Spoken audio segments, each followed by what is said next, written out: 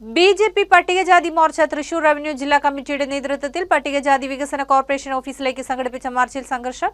March police തടഞ്ഞതിനെ തുടർന്ന് പ്രവർത്തകർ പ്രതിഷേധിച്ചതോടെ police ജലപീരങ്കി പ്രയോഗിച്ചു.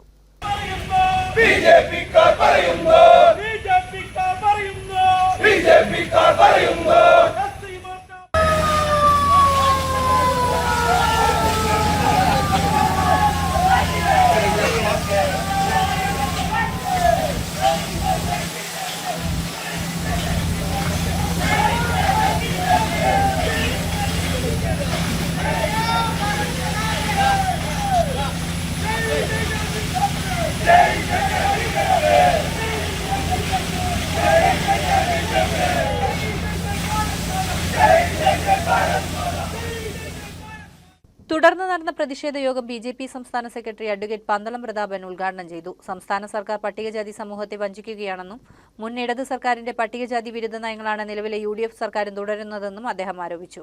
മുഖ്യപ്രഭാഷണം നടത്തിയ ബി.ജെ.പി പട്ടികജാതി മോർച്ച സംസ്ഥാന പ്രസിഡന്റ് ഷാജിമോൻ വട്ടേക്കാട് പട്ടികജാതി സമൂഹത്തിന്റെ അവകാശങ്ങൾ കവർന്നെടുക്കാനും അട്ടിമറിക്കാനുമാണ് യു.ഡി.എഫ് സർക്കാർ ശ്രമിക്കുന്നതെങ്കിൽ പട്ടികജാതി വകുപ്പ് മന്ത്രിക്കെതിരെ ശക്തമായ ജനകീയ പ്രതിഷേധങ്ങൾ സംഘടിപ്പിക്കേണ്ടിവരുമെന്ന് മുന്നറിയിപ്പ് നൽകി.